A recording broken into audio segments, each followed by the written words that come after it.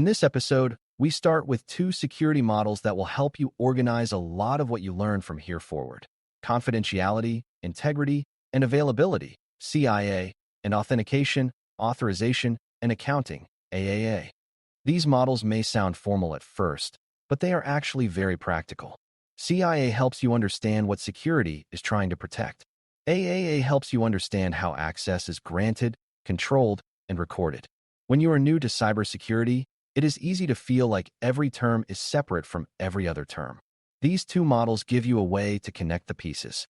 When you hear about encryption, passwords, backups, logs, permissions, outages, or account misuse, you can bring the idea back to one of these models and ask what is really being protected or controlled.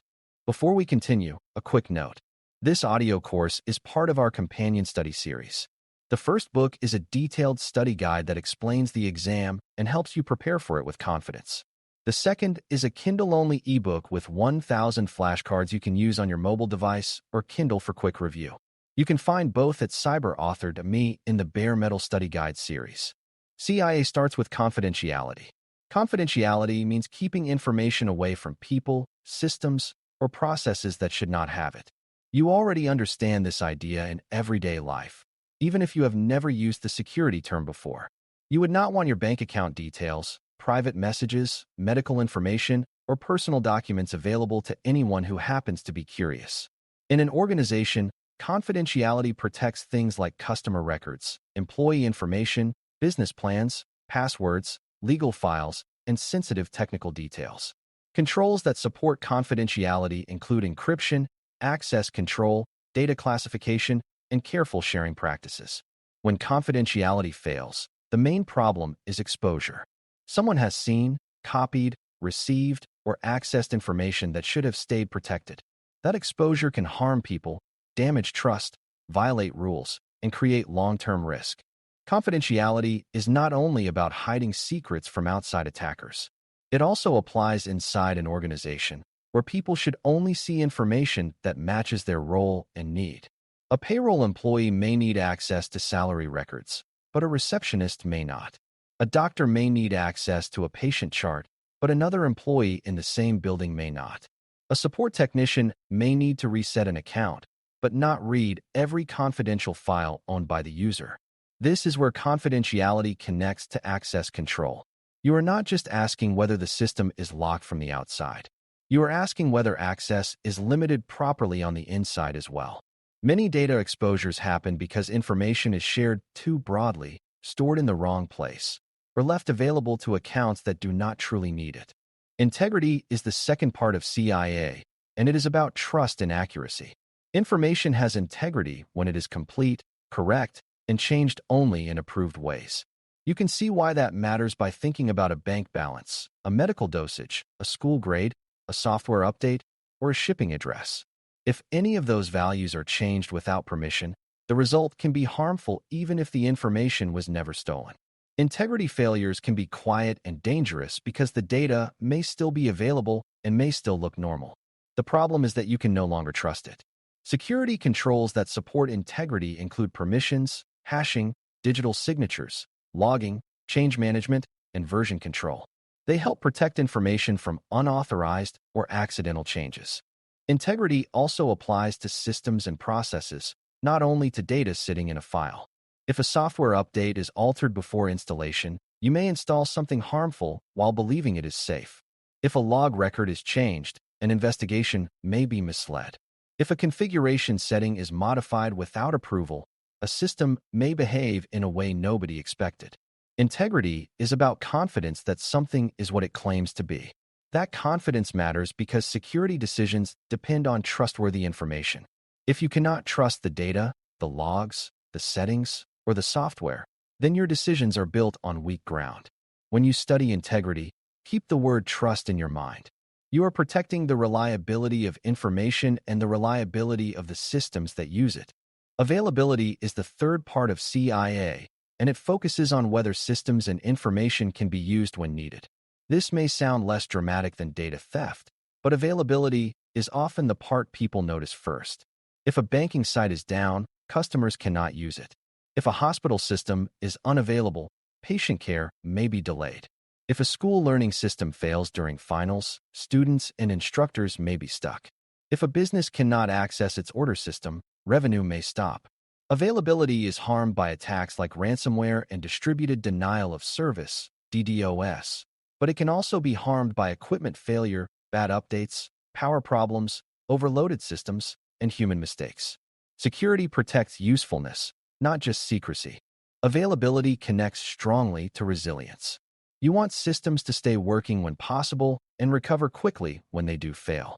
That is why backups, redundancy, monitoring, incident response, disaster recovery, and maintenance planning all support availability.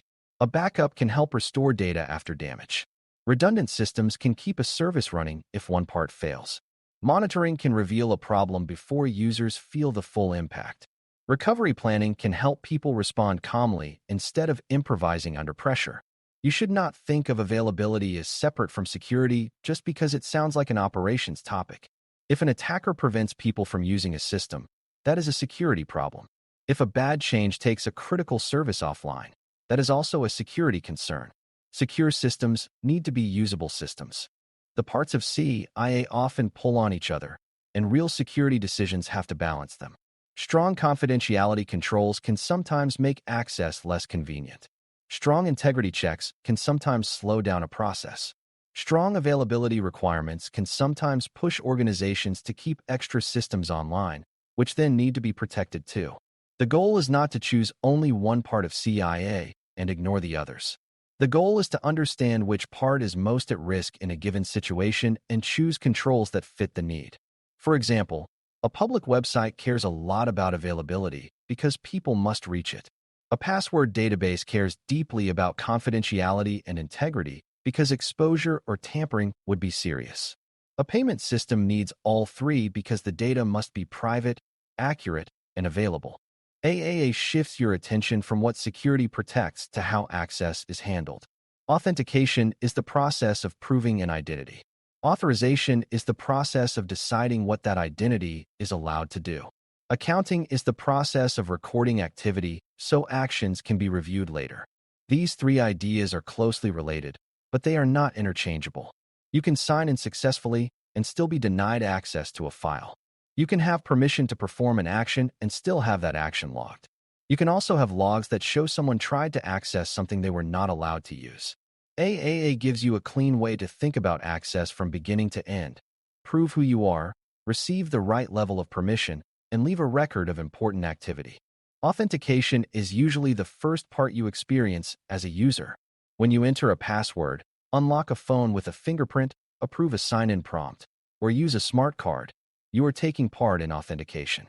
The system is trying to decide whether the identity claim should be accepted. A password is one form of proof, but a password alone can be stolen, guessed, reused, or tricked out of someone through phishing. Multi-factor authentication, MFA, strengthens the process by requiring more than one kind of proof.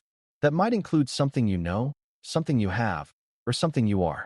Authentication does not mean the system trusts you with everything.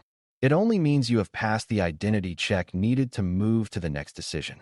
Authorization comes after authentication and answers a different question. Once the system accepts who you are, it still has to decide what you can do. You may be allowed to read one file, but not edit it. You may be allowed to use an application, but not change its settings. You may be allowed to view your own account, but not someone else's. Authorization is where permissions, roles, groups, policies, and privileges matter. This connects directly to least privilege, which means you should have only the access needed for your role or task. Extra access may seem convenient, but it increases risk. If your account is misused, every extra permission becomes extra damage that could happen. Good authorization keeps access narrow, purposeful, and easier to review. Accounting is the part that records what happened. In security, this usually means logs, audit trails, access records, and activity history.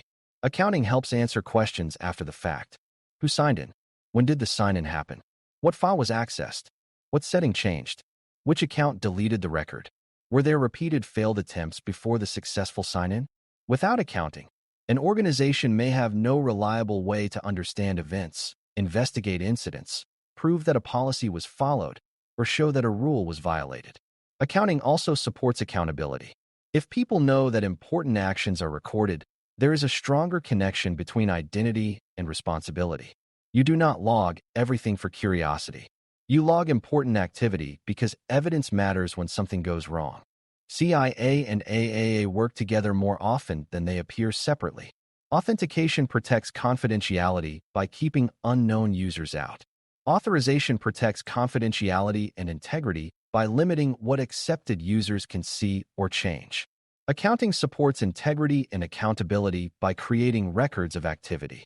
Availability can also depend on AAA because weak access controls may allow someone to disrupt the system, delete data, or misuse administrative functions.